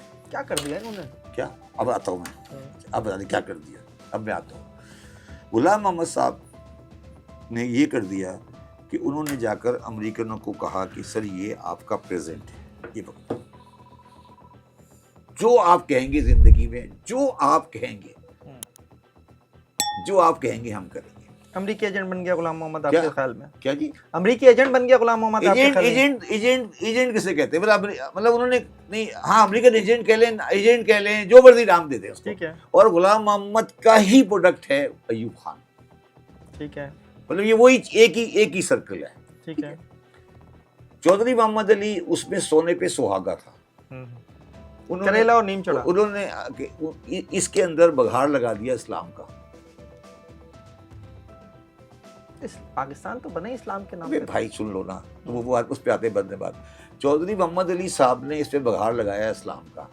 تو امریکنوں کے ساتھ جب بگھاڑ لگا اسلام کا تو جو آج ہے وہ یہ ہے، ایک سالن پکا، اس کے اوپر بگھاڑ آپ نے اسلام کی کا لگا دیا. مطلب اسلام کی برائی نہیں کرا، مطلب یہ مذہب کہہ لیں، مذہب کا آپ نے بگھاڑ لگا دیا.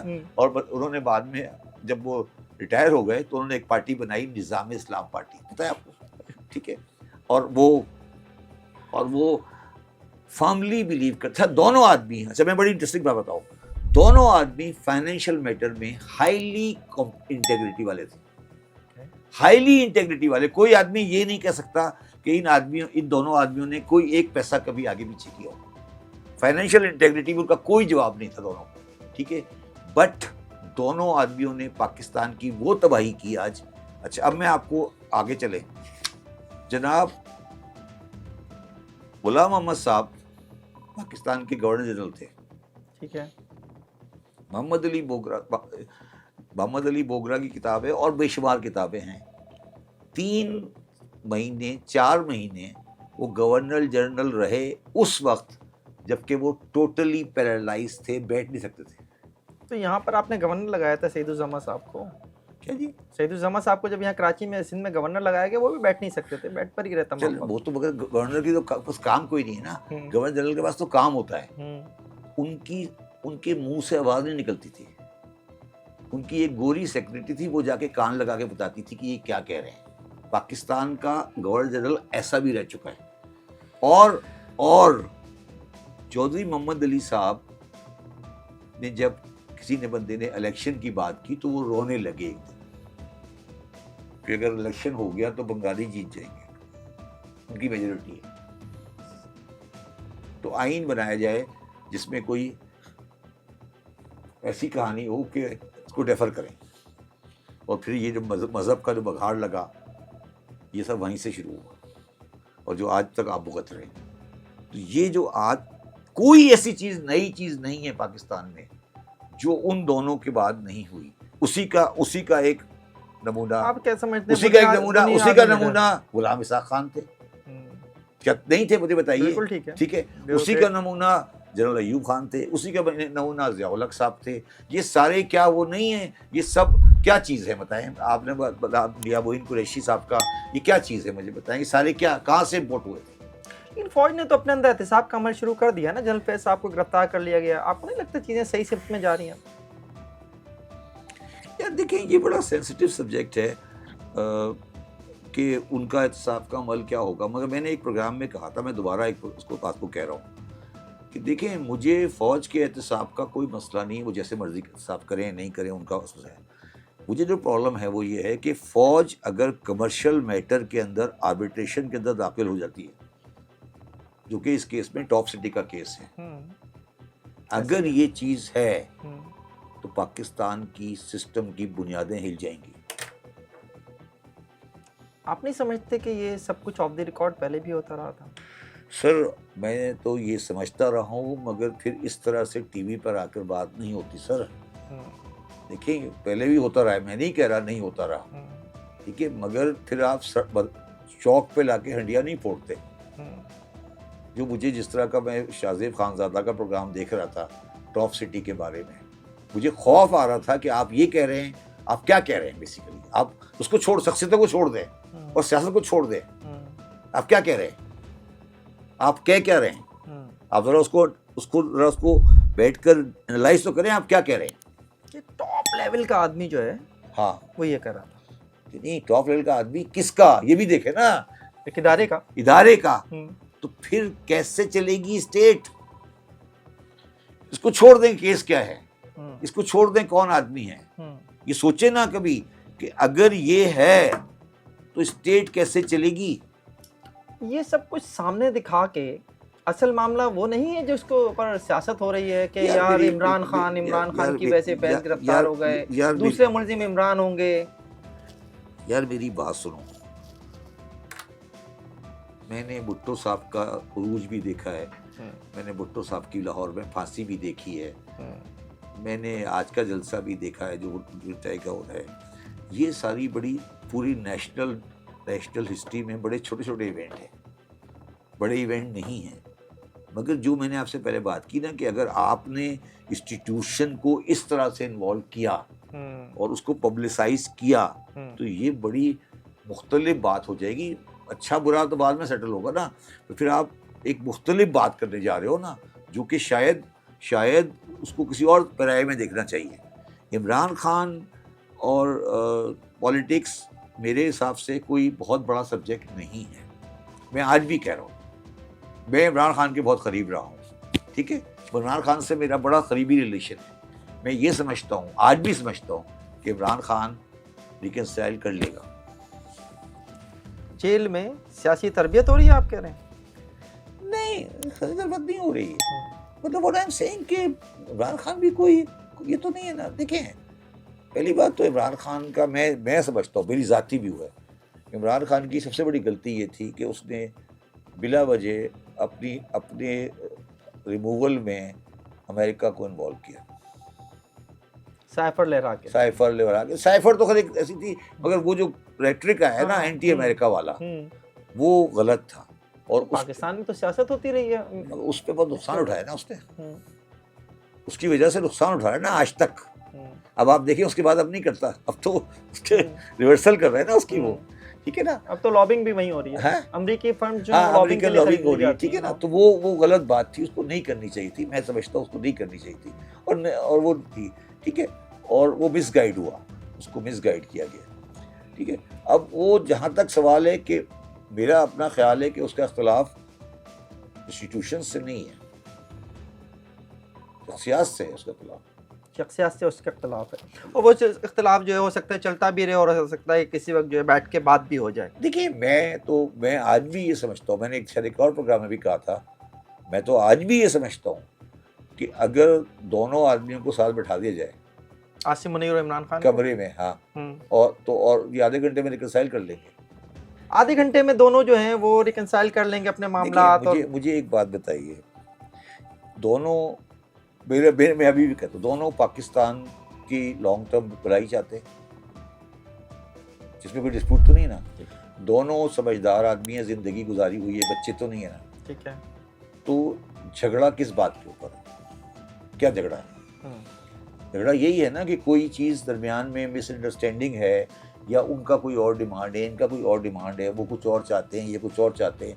मगर मेरा अपना ख्याल है कि जो दरमियान में जो मिसअंडरस्टैंडिंग्स हैं और जो चीज़ें हैं वो ख़राब कर रही हैं उन चीज़ों को, और वो अगर सेटल हों तो हो जाती है। आज भी कोई, मेरा अभी भी व्यू है कि अगर कोई अच्छा गारंटर मिल जाए, कौन हो सकता है आपके ख्याल में, कौन बिठाएगा दोनों को? यूएस होगा, कोई बिठा देगा दोनों, यूएस होगा। नवंबर 4 के बाद देख लेंगे, 4 नवंबर को हो जाएगा ना इलेक्शन, 4 नवंबर के बाद ट्रम्प जो है वो दोनों को बिठा देगा आपके ख्याल में?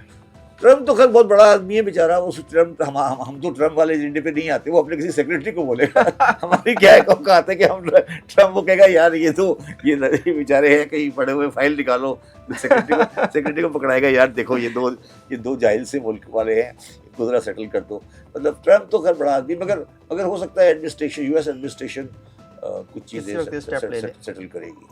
बांग्लादेश में जो कुछ हुआ वहाँ पर तो मईशत का ये हाल भी नहीं था, लेकिन उसके बावजूद उन्होंने पाबंदियों को कबूल नहीं किया। पाबंदी से मुराद क्या? Quota system. देखिए, बातों को समझने की कोशिश करें। बंगाली पॉलिटिक्स को आप कभी वेस्ट पाकिस्तान की पॉलिटिक्स से नहीं मिलाएं। बंगाली तो हमेशा से रेवोल्यूशनरी है, ठीक है, तो पाकिस्तानी तो कभी रेवोल्यूशनरी नहीं है ना। तो आप प्लीज़ दोनों को बिल्कुल कंपेयर नहीं करें। कोई तारीख नहीं है लाहौर की और पेशावर की और रावलपिंडी की तहरीक की। बंगाल की तो तारीख है पूरी, उनकी तो पूरा हिस्ट्री है उनकी। तो आप ये, और वहाँ पे मिडिल क्लास है, वहाँ पे मिडिल क्लास है, तो बंगाल को तो आप छोड़ दें। तो अगर वहाँ ये कुछ हो गया और आप कहते हैं यहाँ कभी नहीं हुआ, तो कभी होगा भी नहीं, तो कभी होगा भी नहीं, कभी झाड़ू नहीं फिरेगी यहाँ? नहीं, झाड़ू यहाँ पब्लिक नहीं फेरेगी। फिर कौन फेरेगा? जो फिरते हैं। कि मैंने आपको क्या कहा, मैं आपको क्या कह रहा हूँ, मैं आपको ये कह रहा हूँ ना कि अयूब खान, उसके बाद ज़ियाउल हक, फिर मुशर्रफ, फिर अब आगे जो भी आप कह लें, राहील शरीफ भी दरमियान में आने की कोशिश कर रहे थे।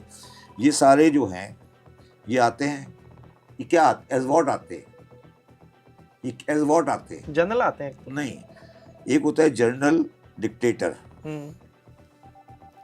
एक होता है बेनेवोलेंट जनरल। क्या बोलते हैं, रफाई। हाँ कि जनाब हम समाज की बेहतरी के लिए आए। हाँ, मुशर्रफ साहब की तकरीर याद है? बिल्कुल, सबसे पहले पाकिस्तान। और तो हम बढ़ रहे हैं बिलेवलेंट जनरल की तरफ। जब वासिम नसीर हो सकते हैं, नहीं, मैं उस पर आता हूँ ना अभी, अब पर्सनलिटीज पर ही जाओ। हम बेनेवलेंट जनरल की तरफ बढ़ रहे हैं, और जब बेनेवलेंट जनरल आएगा ना, तो ये जो सारे बैठे तुम्हारे आसपास, ये भी कहेंगे यार ठीक है यार, अगर ट्रैफिक रुक रही है ना, سڑک لائٹ پر اور ٹریفک کی لائٹ جل رہی ہے اور سڑک پہ کارپیٹنگ ہو رہی ہے تو کہ بھاڑ میں کیسے ہوتا. تو بیلیولنٹ جرنل کی طرف یہ قوم آگے بڑھ رہی ہے. یہ تو ایوب خان کے دور میں بھی ہوا نا. یہی تو میں کہہ رہا ہوں دوبارہ, یہ تو مشرف کے دور میں بھی وہی ہوا. تو میں سمجھا رہا ہوں کہ فائدہ کیا ہوا ملک کو, ملک تو آگے نہیں بڑھ سکا. میں نے کبھی کہا کہ میں نے فائدہ ہوگا, میں کہہ رہا ہوں بیلیولنٹ جرنل آئے گا اور وہ جھاڑو پھیر دے گا, پھر ہم خاموش بیٹھے رہیں گے, پھر 10 سال بعد کہیں گے کہ یہ غلط ہے غلط ہے. پھر یہی ہماری ہسٹری ہے نا. میں وہی کہنے کی کوشش کیا کر رہا ہوں آپ کو, میں یہی تو آپ کو کہنے کی کوشش کر رہا ہوں کہ ایک بیلیولنٹ جرنل آئے گا اور ہم سارے خوش ہو جائیں گے. جھاڑو پھری تو شبر زیدی کہاں ہوں گے؟ شبر زیدی گھر بیٹھا, آج بھی گھر بیٹھا ہوا. نہیں بیلیولنٹ جنرل آئے نا پاکستان میں, آئے یا نہیں آئے؟ بالکل جتنے بھی آئے بیلیولنٹ جنرل آئے نا. ایوب خان آیا تھا, اگر آپ کے والدین سے پوچھو, ایوب خان آیا, لوگوں نے بڑی خوشی منائی. ہاں یاد ہے مجھے, یاد ہے آپ کو؟ ٹھیک ہے, جب مشرف صاحب آئے لوگوں نے کہا یار چلو ٹھیک ہو گیا, سیدھی چیزیں ہو گئی. ٹھیک ہے, 4 لوگ نہیں تھے احتجاج کے لیے. ہاں ٹھیک ہے, ایون 4 لوگ بھی اعتراض نہیں کریں گے. یس یس یس. تو میں کہہ رہا ہوں بیلیولنٹ, ہم بیلیولنٹ جنرل کی ضرورت ہے. وہ آگے کہیں گے یار سب بکواس ہے, میں تنگ آ چکا ہوں ان سب چیزوں سے, یہ ختم یہ ختم یہ ختم بیلیولنٹ جنرلوں میں. اور وہ ڈیمانسٹریٹ بھی کر دیں گے بیلیولنٹ جنرل ہونے کا, ڈیمانسٹریٹ بھی کر دیں گے بیلیولنٹ جنرل ہونے کا. میرا آپ سے ایک سوال ہے, جو 4 نومبر کے بعد آئے گا وہ اپنی اسٹریٹجی کے لیے کس سے بات کرے گا؟ پنڈی سے. تب ہوگی بات. پھر کیا کہہ رہے ہو, پھر تم کیا کہنے کی کوشش کر رہے ہو؟ تو بیلیولنٹ جنرل ہی ہو گیا نا پھر. اب یہ اس کا ڈیسیژن ہے کہ یار وہ کہے یار میں خود ہی آ رہا ہوں, یا وہ کہے یار فہیم صدیقی کی پارٹی بنا دیتے ہیں. ٹھیک ہے, فہیم صدیقی کی پارٹی بن جائے گی, یہ سارے وہاں چلے جائیں گے, M N A M P ہے, الیکٹیبلس جیسے کہتے ہیں ہم, چلے جائیں گے نا. ایسا ہی ہے, بالکل ایسے ہی ہوگا. اور وہ ڈیلیوری بھی کر دیں گے, امریکن پیسے بھی آ جائیں گے, ہم سارے خوش ہو جائیں گے. یہی ہماری ہسٹری ہے نا. یہی ہسٹری ہماری. یہی ہسٹری نہیں, یہ ہسٹری ہے ہماری. ایک ہسٹری اور بھی ہے شاید ہماری, کہ ہمارے جب پڑوس میں کوئی جنگ چھڑ رہی ہو تو ہمارے پاس ڈالر برس رہا ہوتا ہے, ملک کی معیشت آگے جا رہی ہوتی ہے. پڑوس میں نہیں, میں تو کام میں ریکارڈڈ ہوں کہ ہم تو اس وقت دعا مانگ رہے ہیں کہ انٹرنیشنلی کوئی جنگ ہو جائے تو ہمارے 4 پیسے بن جائیں. ٹھیک ہے نا, تو وہ مگر مجھے لگتا نہیں ہونے والی ہے ریسنٹلی, تو وہ تو الگ بات ہے. بٹ میں یہ کہہ رہا ہوں پاکستان تو از ناٹ ٹورڈس, دیکھیے نا بدقسمتی ہے کہ Pakistan is not towards a political change. Pakistan is going towards a benevolent dictator. جس ڈکٹیٹر کو آپ لانے کی بات کر رہے ہیں, جس کے آنے کی بات کر رہے ہیں آپ, ہاں ڈیلیور کر لے گا آپ کے خیال میں؟ ڈیلیور تو 70 سال میں نہیں ہو سکا کوئی کر سکا. آپ کو وزیر اعظم بنا دیا جائے, آپ کر لیں گے؟ نہیں, ڈیلیور تو دیکھیں, میں نے کہا نا ڈیلیور تو یہی ہوگا نا. اورنگزیب نے کہا پرسوں اپنے اس پہ کہا کہ ہمیں 100 بلین پے کرنے ہیں. ٹھیک ہے, اس نے کہا کہ ایون پروگرام کے بعد بھی ہمارے پاس شارٹیج ہے. ایسا ہی ہے, کہا نا اس نے. ایسا ہی ہے. سپوز کریں اس نے کہا 10 کا شارٹیج ہے, اگر امریکن 10 کی گارنٹی دے دیتے ہیں تو ہماری بہتر ہو جائے گا, مسئلہ حل ہو جائے گا. تو یہی ہو جائے گا. تو بینیولنٹ ڈکٹیٹر نے آ جانا ہے.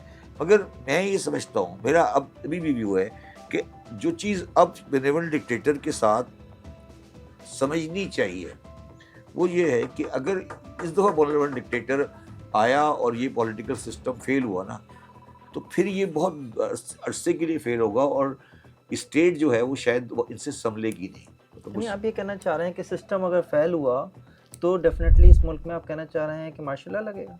نہیں, ماشاء اللہ تو میں نے کبھی کہا بینیولنٹ ڈکٹیٹر ماشاء اللہ کے تھرو تھوڑی آئے گا. مطلب اب آپ کچھ بھی کرا سکتے ہیں. بیسیکلی آئینی ماشاء اللہ بھی آ سکتا ہے. دیکھیں نا, میرا کہنے کا مقصد یہ ہے کہ پاکستان کی عوام کو ماشاء اللہ یا نان ماشاء اللہ یا پولیٹیکل سسٹم کا مطلب نہیں ہے, ان کو اپنی چیزوں سے مطلب ہے. ماشاء اللہ کی رکاوٹ کیا ہے آپ کے حساب سے اس وقت؟ ماشاء اللہ کی رکاوٹ کیا ہے اس وقت؟ ماشاء اللہ نہیں آنے کی رکاوٹ کیا ہے؟ میرے خیال ہے انٹرنیشنل جو ہماری پولیٹکس ہے, وہ جو عالمی برادری ہے وہ نہیں چاہتی. یو ایس سینکشن ہے. ہاں, یو ایس سینکشن ہے نا, تو اس کا مطلب ہے کہ ماشاء اللہ نہیں آنے کی وجہ یو ایس ہے, پاکستان نہیں ہے.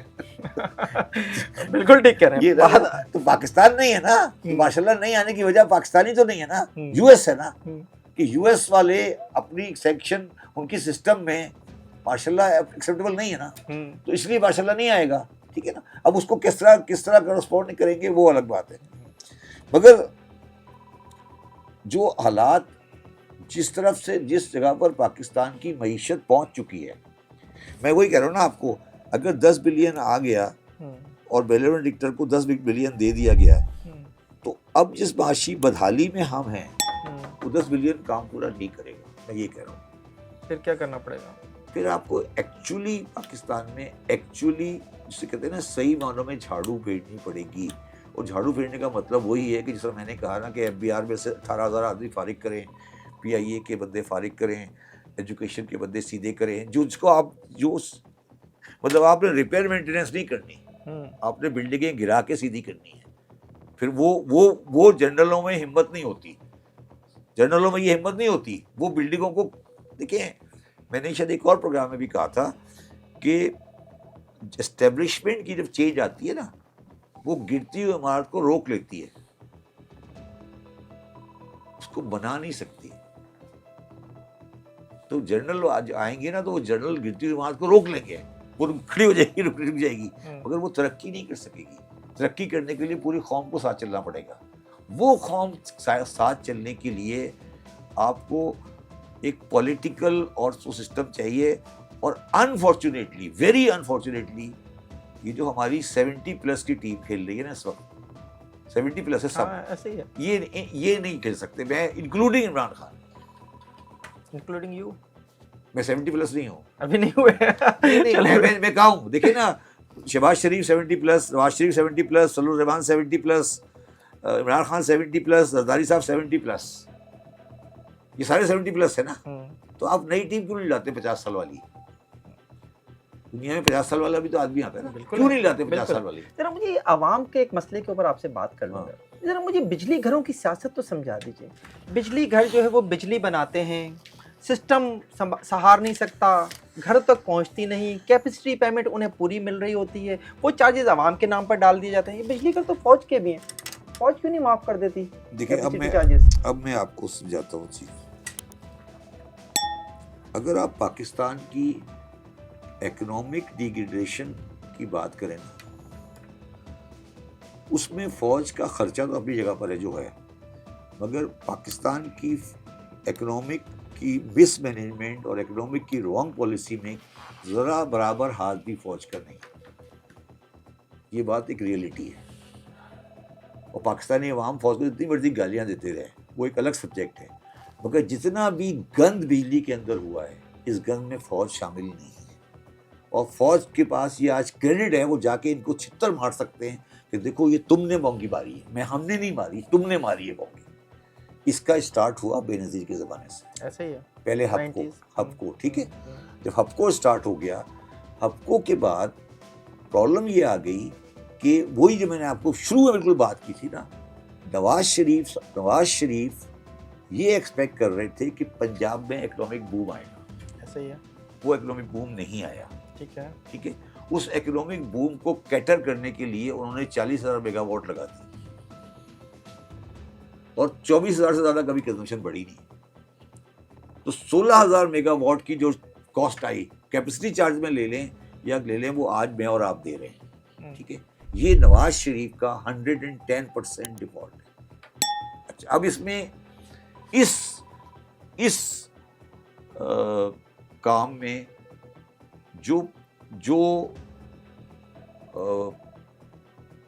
جو چائنیز تھے, انہوں نے, جو ہم انہیں کہتے ہیں نا دوست ملک, انہوں نے دوستی نہیں کی, انہوں نے کمرشل بیس پہ کام کیا.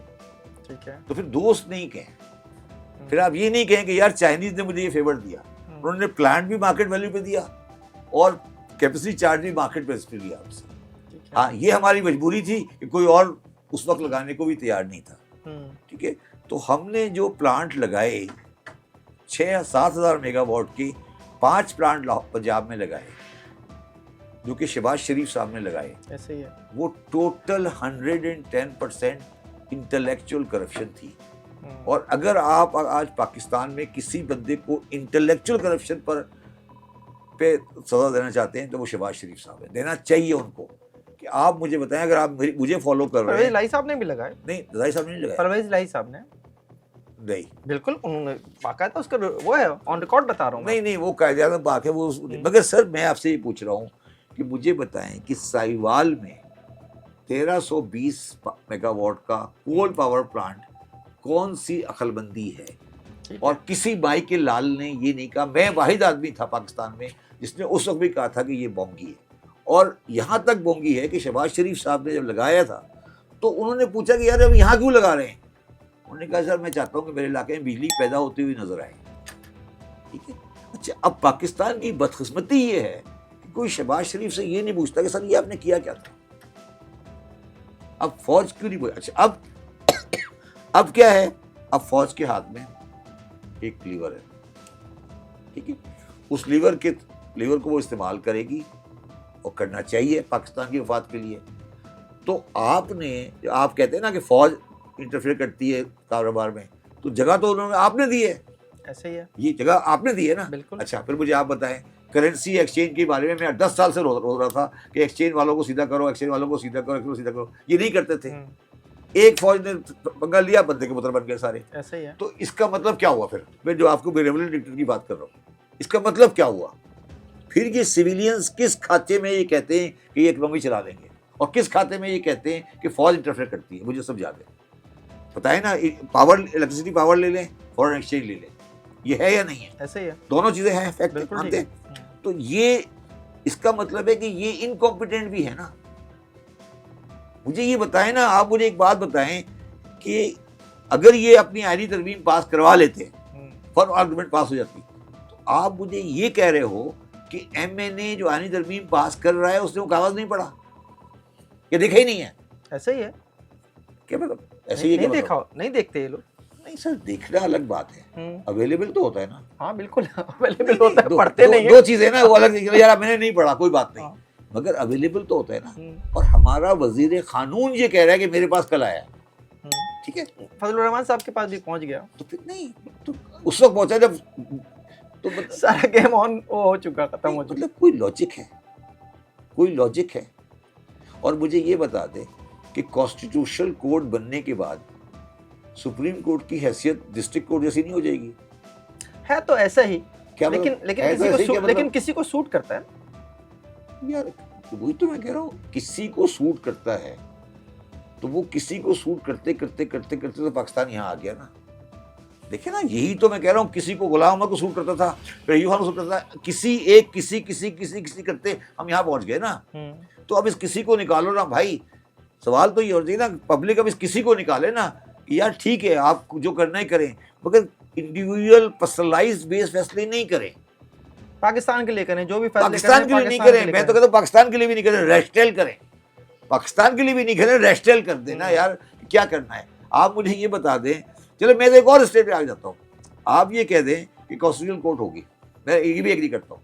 کانسٹیٹیوشنل کورٹ جو بنے گی اس میں آج تو بلاول صاحب نے کہہ دیا ہمیں منظور ہے. کیا ہمیں جو ہے عینی عدالت منظور ہے؟ نہیں, میں کچھ اور کہہ رہا ہوں. کانسٹیٹیوشنل کورٹ بنے گی نا, اس میں جو جج ہوں گے وہ سپریم کورٹ کے 5 سینئر جج ہوں گے. ایسا ہی ہے. ایسا تو نہیں ہے, ایسا تو نہیں ہے نا, ایسا تو نہیں ہے نا. نہیں, کیوں نہیں بنا دیتے؟ ایسا بنانا ہے نا آپ نے. تو 5 سینئر جج کو ڈالتے ہیں کانسٹیٹیوشنل کورٹ میں, باقی کو نیچے رکھ دیں. آپ نے کانسٹیٹیوشنل کورٹ میں اپنے بندے کیوں ڈالے؟ میرا مقصد ہے کانسٹیٹیوشنل کورٹ آپ کو پسند ہے نا, آپ کر لیں کانسٹیٹیوشنل کورٹ.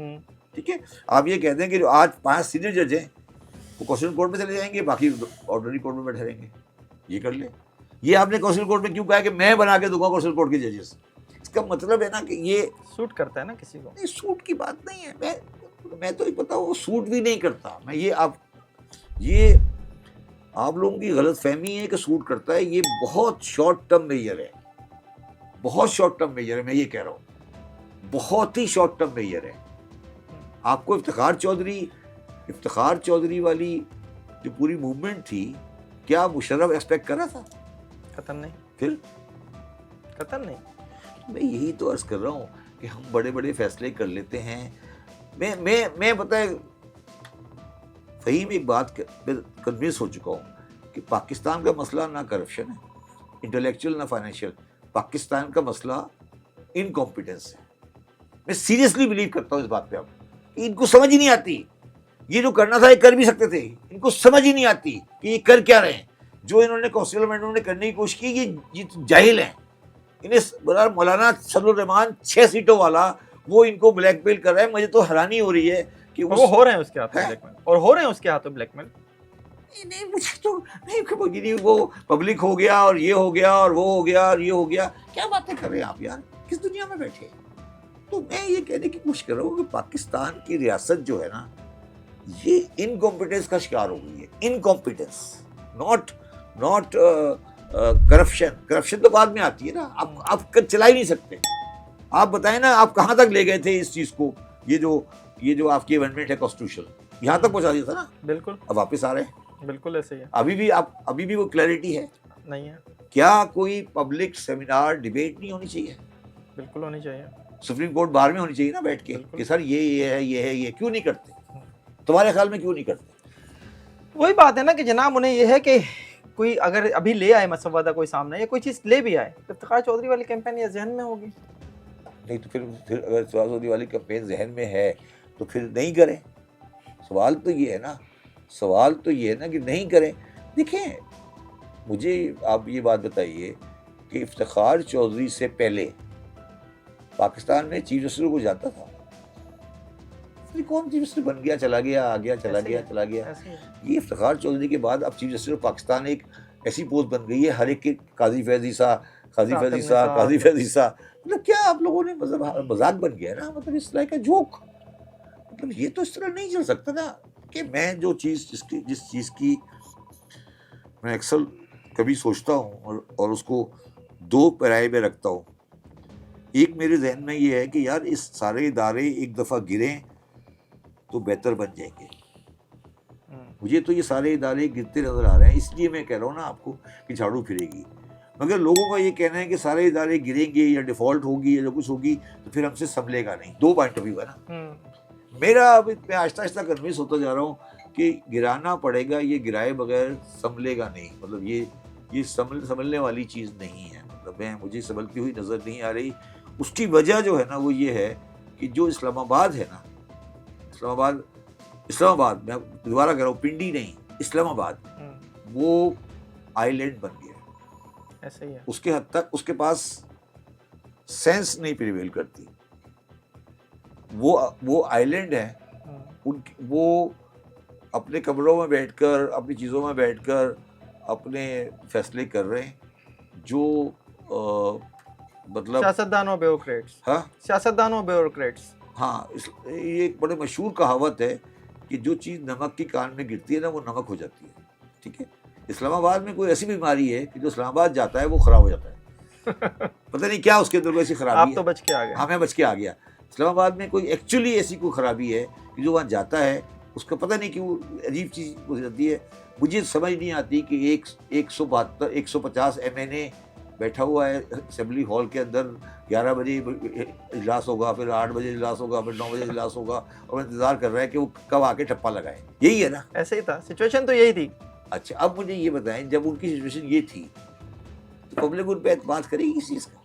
پبلک سے کے ووٹ سے آتے ہیں کیا؟ میں نے نہیں, تو پھر نہیں بھائی, پبلک کے ووٹ سے نہیں آ رہے نا, تو یہ ایک دبی کھڑا ہوا ہے نا. ٹھیک ہے, اور یہاں اسٹیبلشمنٹ کھڑی ہے. جتنا یہ گرے گا یہ اونچا ہوتا جائے گا. یہی ہو رہا ہے اس ملک میں. تو یہ ڈفر ہے نا پھر. ہاں صحیح ہے, یہ ڈفر ہے نا. نااہلی مسئلہ ہے پاکستان, نااہلی مسئلہ ہے پاکستان کا. کرپشن نہیں ہے, کرپشن نہیں ہے. یہ ہے نا مسئلہ کہ یہ جب اپنے آپ کو گرائے جا رہے ہیں, 6 ووٹوں پر فضل الرحمان بلیک میل کر رہا ہے. ٹھیک ہے, اور 22 ووٹ لے کے خالد مقبول خاموش بیٹھے ہیں. وہ بھی تو کچھ بولے نا, 6 ووٹوں پہ بلیک میل کر رہا ہے فضل الرحمان. ٹھیک ہے, اور 22 ووٹ لے کے خالد مقبول صاحب کی. کیا بولیں گے خالد مقبول آپ کے خیال میں؟ کچھ بول سکتے ہیں وہ؟ نہیں تو مجھے یہ بتائے نا یار, اس کے بعد 6 سیٹیں نا, تو 6 سیٹیں آپ کے تو 22 ہیں. چلو یار جیسے بھی آئی ہے تو 22 نا, تو کچھ تو بولو نا یار. یہی کہہ دو کہ آپ سوچ رہے ہیں. آپ بتائیں کیا MKM کا نام آیا کہیں پہ کہ یار انہوں نے ووٹ نہیں ڈالنا؟